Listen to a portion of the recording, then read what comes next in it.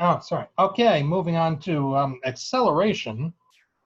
Acceleration is defined as a change in motion.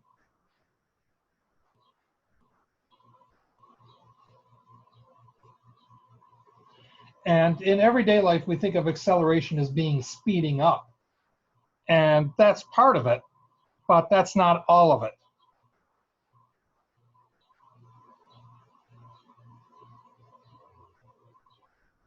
So actually, here's a list of things that can be considered acceleration. Speeding up is the most obvious one, but also slowing down.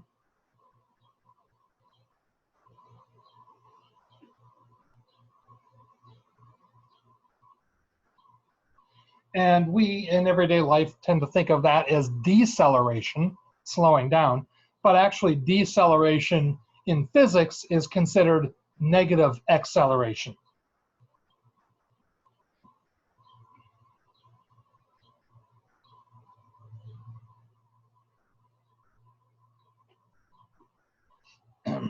Negative meaning that it's acceleration that's occurring opposite to the motion or to the direction of motion.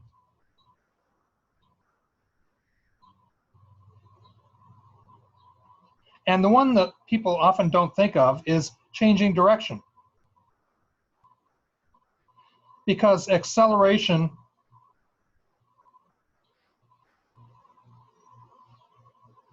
is a vector, which means that it has magnitude and direction.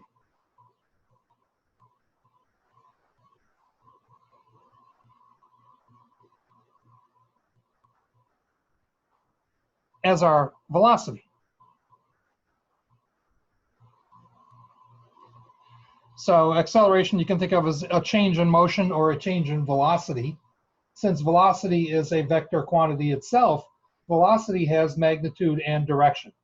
So any change in the magnitude of velocity would be considered an acceleration, and that's what speeding up and slowing down are, changes in the magnitude of velocity.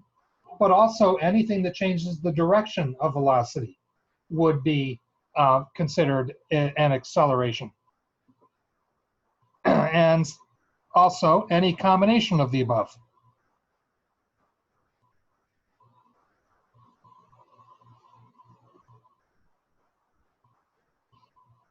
Because it's certainly possible that you could speed up and change direction at the same time, or that you could slow down and change direction at the same time. And that would be, either way, that would be an acceleration. So what that means is that you can have an acceleration without actually changing your speed. If you were on, say, a circular racetrack and you were going around and around and around at a constant speed, say, I don't know, it's a racetrack, so let's have fun, 100 miles an hour, and you're not slowing up and you're not slowing down and you're not speeding up, you're still accelerating, because going around that circle, you're constantly changing direction. And changing the direction is an acceleration. Okay, the variable is A. The unit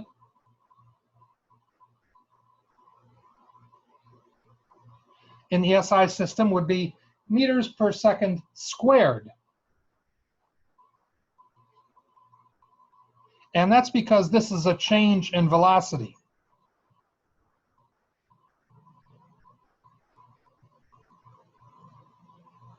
Over time.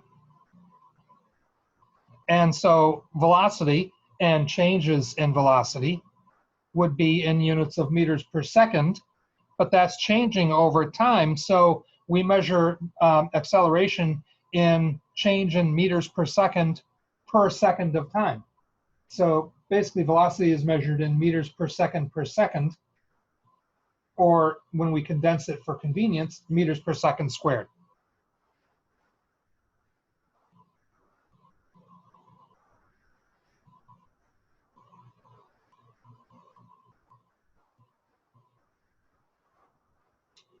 And I found, actually, when I was first studying physics, that it actually helps to think of acceleration as being meters per second, because when something is accelerating by changing its speed, the speed is changing by a certain number of meters per second for each second that goes by.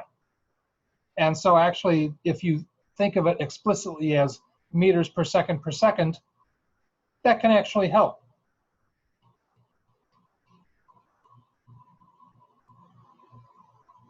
So the acceleration is change in speed, which is measured in meters per second, over time, which is measured in seconds. And so again, meters per second,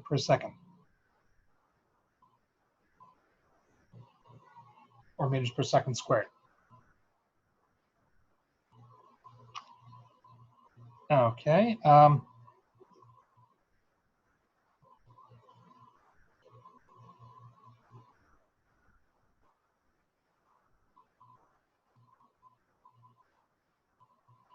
So to calculate acceleration for straight line motion, that is, this is acceleration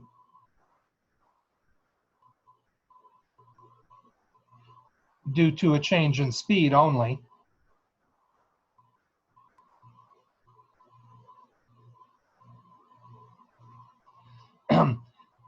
Because this doesn't account for changing directions, acceleration would be equal to the change in velocity.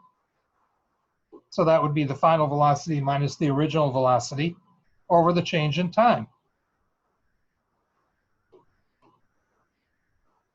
So that would be delta V over delta T, if you wanted to look at it that way. Change in velocity over change in time.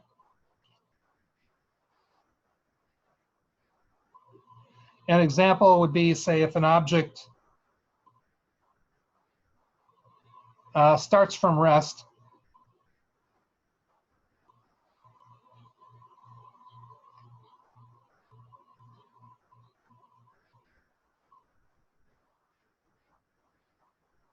and it increases in speed to 4 meters per second. Let's make it more interesting. 4.08 meters per second. In 2.35 seconds.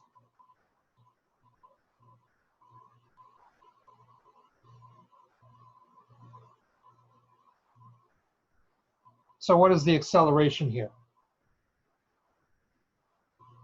Well, the acceleration, again, is going to be final velocity minus the original velocity over the final time minus the original time. The final velocity, well, let's see, it starts from rest and increases up to 4.08 meters per second. The original velocity says it starts from rest. That's a common phrase in physics, and rest just means it's not moving. In other words, 0 meters per second. And for the time, very often they will just give you the length of the time period, and they don't say when you started timing. So you can just assume that the original time was 0, and the final time is whatever time they give you for the time period. So in this case, the final time would be 2.35 seconds, and the original time we're assuming is 0 seconds. And so we've got 4.08 divided by 2.35 gives us 1.74 meters per second squared. So this means that the speed changes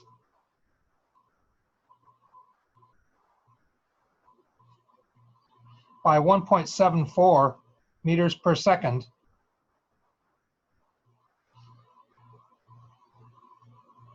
for each passing second. That's what that means.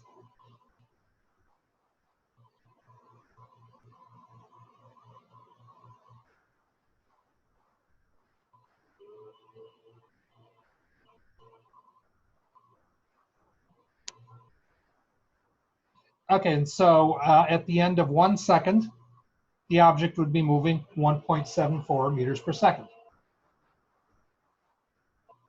At the end of 2 seconds, the speed would be equal to 2 times 1.74 meters per second, because the speed at the end of 2 seconds would be the speed at the end of 1 second, which was this, plus another 1.74 meters per second. And so 1.74 times 2 is 3.48 meters per second. At the end of 3 seconds, the speed would be 3 times 1.74 meters per second, because the speed at the end of 3 seconds would be the speed at the end of 2 seconds plus another 1.74 meters per second. And so that would be 5.22.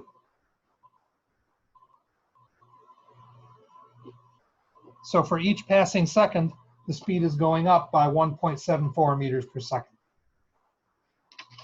And that's what we mean by 1.4 or 1.74 meters per second squared. As another example,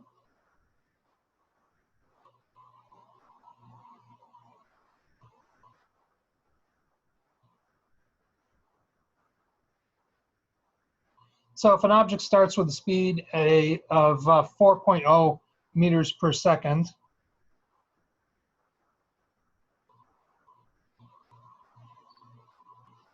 and it comes to a rest in a time of, I don't know, let's make up time here, 1.6 seconds.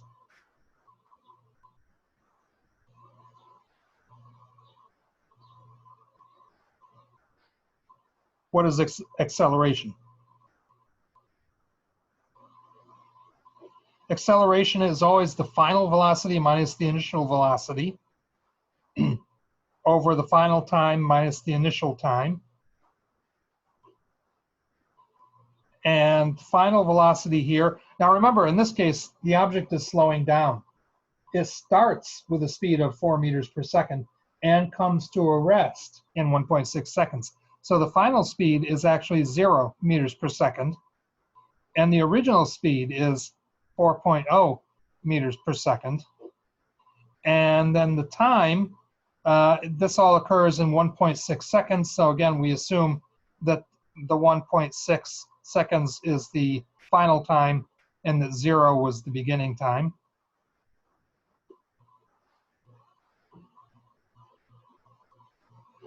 So we have negative 4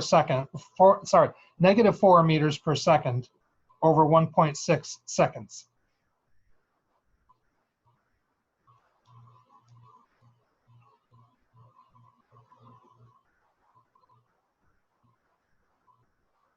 And what that leaves us is negative 2.5 meters per second squared.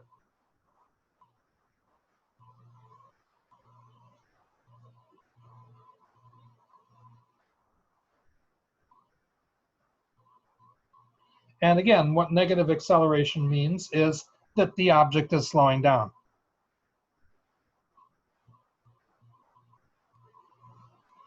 And indeed, we know that it is slowing down because the question says it comes to a rest.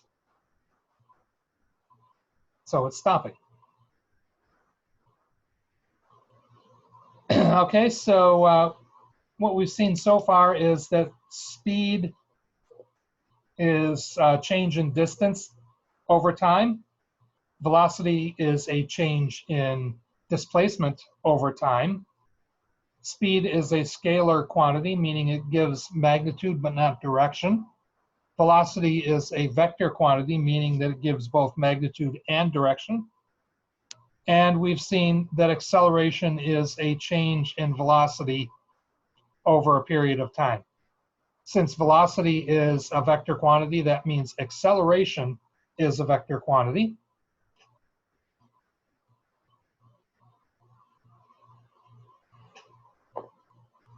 And you can achieve acceleration by either changing speed or changing direction, or both. Okay, so to broaden our approach a little bit, we can look at falling objects.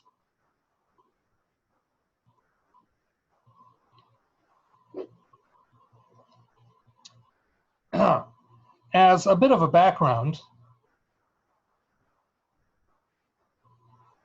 we'll recall that constant speed means that an object is not slowing up or is not speeding up or slowing down.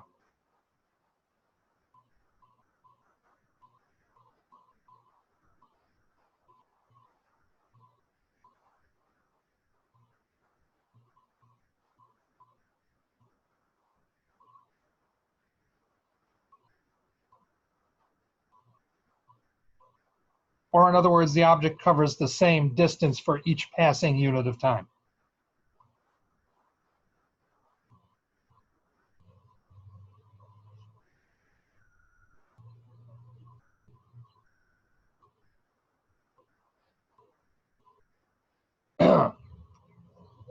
Okay.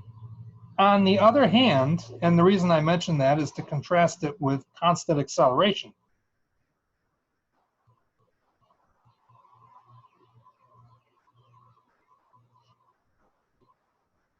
And what that means is the acceleration doesn't change during the period of interest.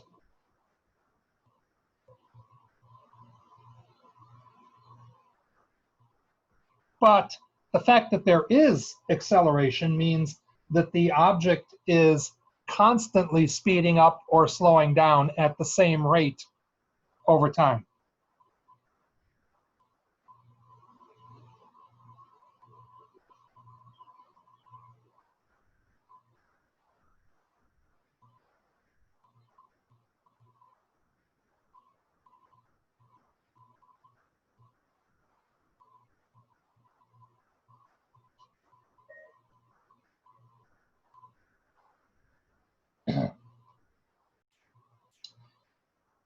Okay, so constant acceleration means that the speed is constantly changing.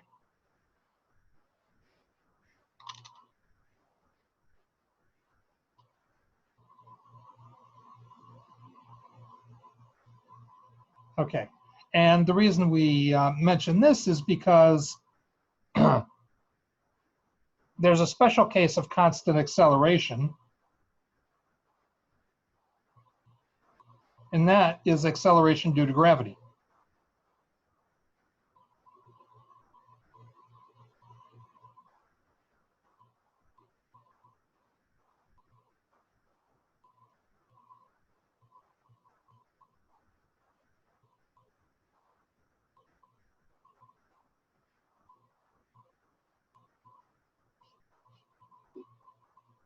Okay, so gravity causes constant acceleration.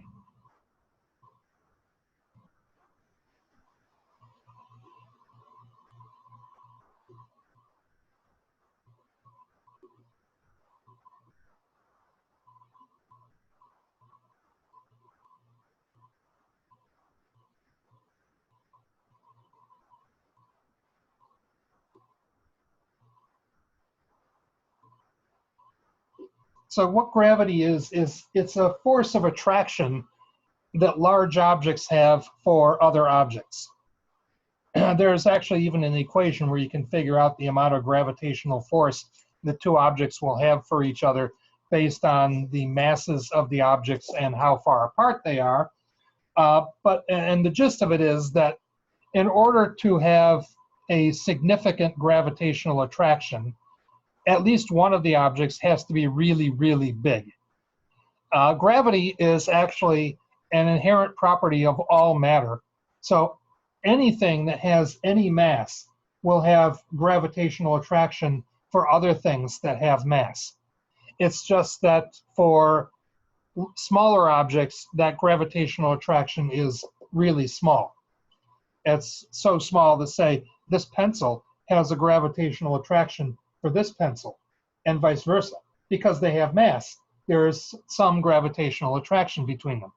But that gravitational attraction is so small that it's not even able to overcome the inertia that it would take to roll the pencils together.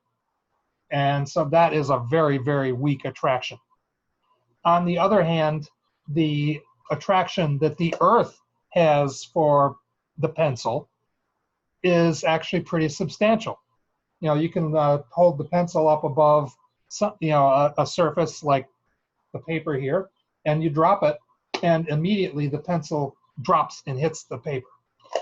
And that's because it's being pulled toward the Earth. It's not the paper that's having a significant gravitational attraction for the pencil, although there is some attraction there. It's the Earth that's having the big gravitational attraction for the pencil. And in that case, obviously only one of the objects is really, really massive, the Earth. The pencil is not very massive. But the fact that the Earth is so big means that it is able to have a very significant attraction even for other objects that are relatively small, like a pencil. The attraction of gravity is proportional to the masses of the objects. So if we were to, say, measure the gravitational attraction that the Earth has for you, and then, say, go to the moon and measure the amount of gravitational attraction that the moon has for you, it would only be about 1/6 what it is on Earth. And that's because the mass of the moon is only about 1/6 of the mass of the Earth. And so the gravitational attraction is proportional to the masses of the objects that are, that are being attracted to each other. Okay, so force of attraction of large objects for other objects.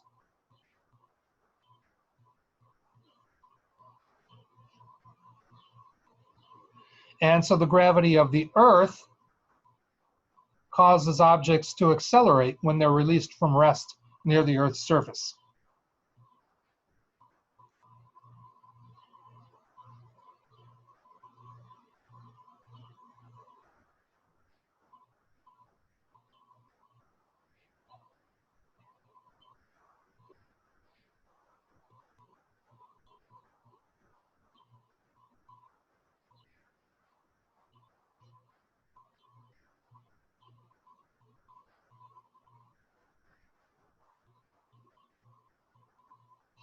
Okay.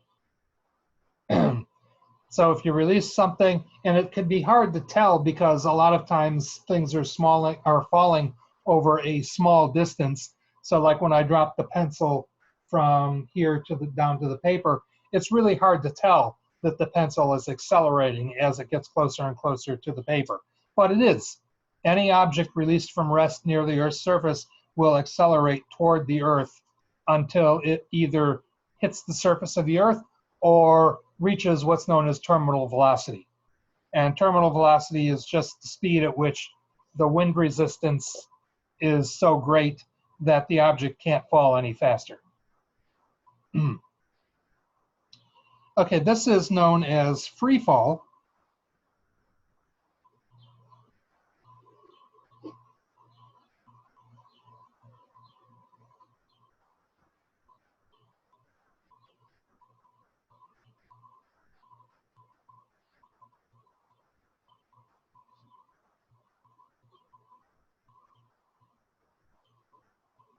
Free fall is just defined as the condition when an object is moving under the influence of gravity alone. So no other force is involved. There are no motors, no wings, or gliding on air currents or anything like that. The only movement is due entirely to gravity and nothing else.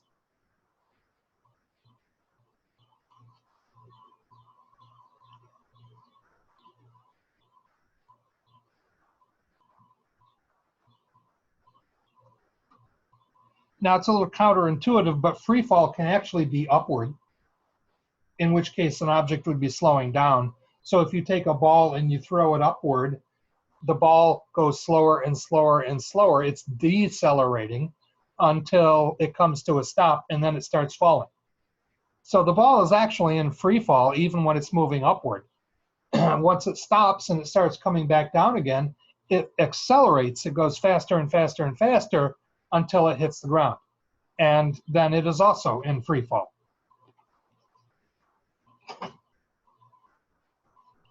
Okay.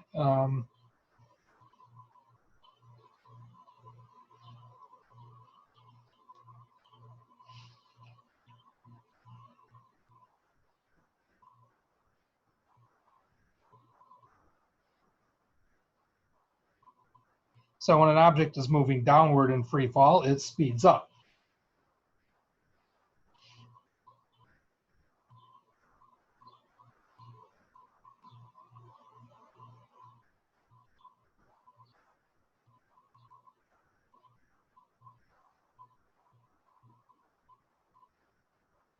And the value for the acceleration due to gravity is denoted by lowercase g, and that is equal to 9.81 meters per second squared.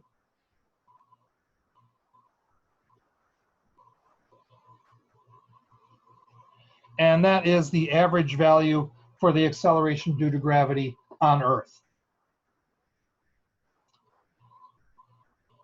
The acceleration due to gravity can vary a little bit from place to place on Earth, but it generally does round off to about 9.81 meters per second squared.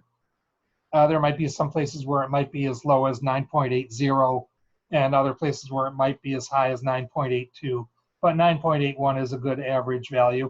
And even at the extremes, basically all the values on Earth are pretty close to that. So that's the number we normally use. That number is on Earth, of course, because as I said, the force of gravity and therefore the acceleration due to gravity will be proportional to the masses of the objects that are being attracted to each other. So the acceleration due to gravity on the moon will be about 1/6 what it is on Earth, and the acceleration due to gravity on Jupiter would be quite a bit greater than on Earth. I'm not sure what the factor is, but Jupiter is much more massive than Earth, so you'd have greater acceleration due to gravity up there, and so on.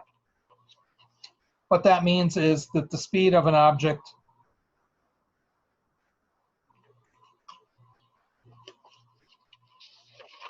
okay.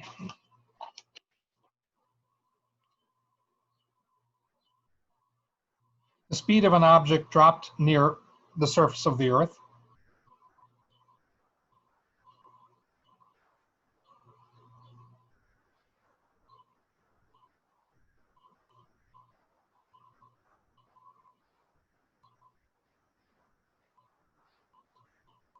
will increase by 9.81 meters per second for each passing second.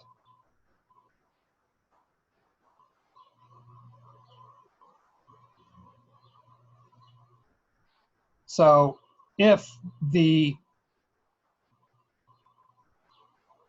original velocity, that is when you drop something, you're holding it still and you just let go of it. So the original velocity is 0 meters per second.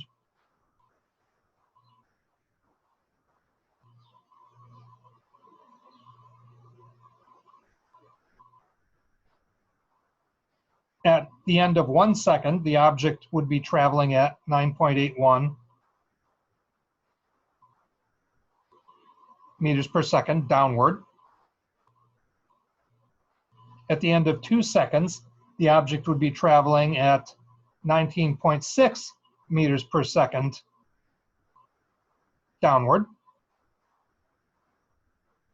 At the end of 3 seconds, the object would be traveling at 29.4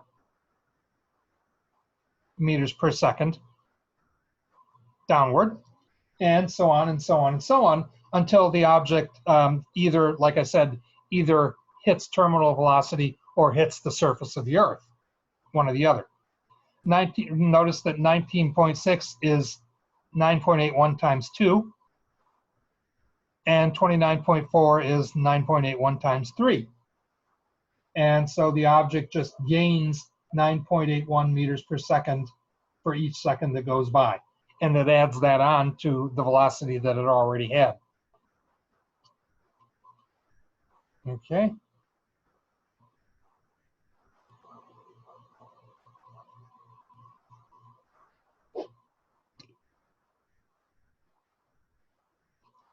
Okay, so as a free fall example, so let's say a ball is tossed vertically upward.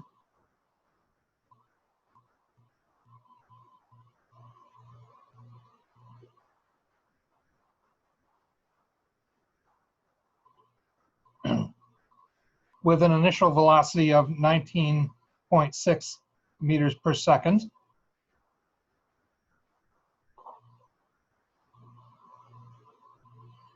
Actually, let's make it interesting.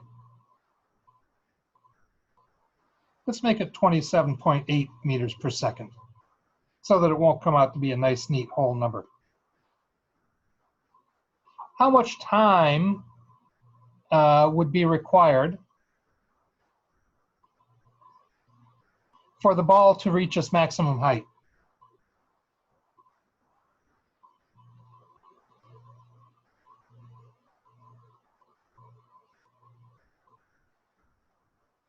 The maximum height being the point where it stops and then begins to fall.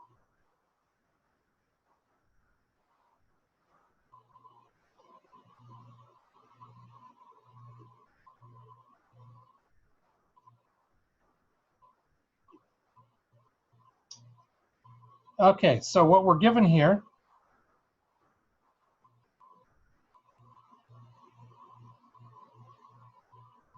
is that the original velocity is 27.8 meters per second. The acceleration due to gravity is 9.81 meters per second squared. And we know that the maximum height comes at the point where the ball stops. So in other words, at that point, the velocity is 0 meters per second.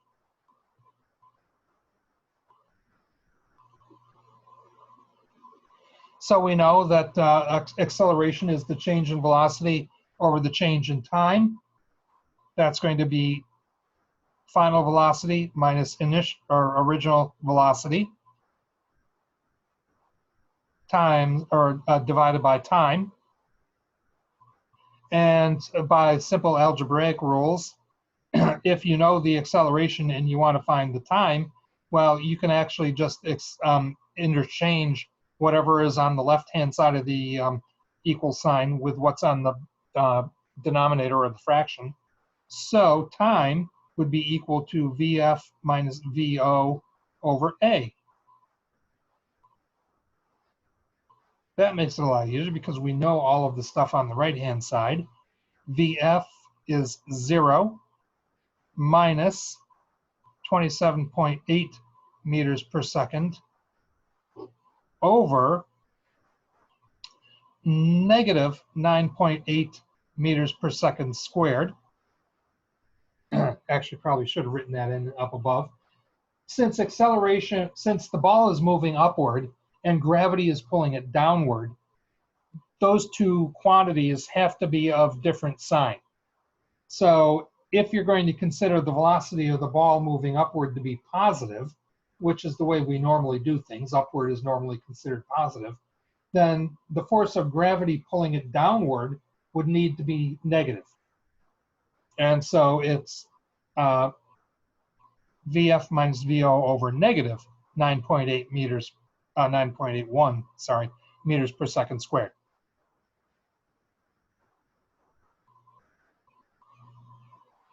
And so that's negative 27.8 meters per second over negative 9.81 meters per second squared. It's lucky that we realized that gravity pulling the object downward would have to have a negative acceleration, because otherwise we would have ended up with a negative time. The way it is now, we got a negative over a negative, and that's positive. So time comes out to be a positive number, and that's a really good thing, because this is a science class, not a science fiction class. So as of right now, anyway, time only moves in one direction, and that's forward.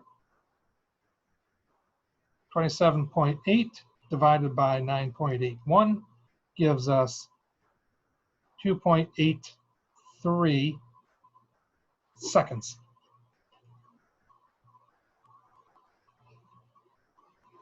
Okay, so it takes 2.83 seconds for the ball to come to a stop and start falling.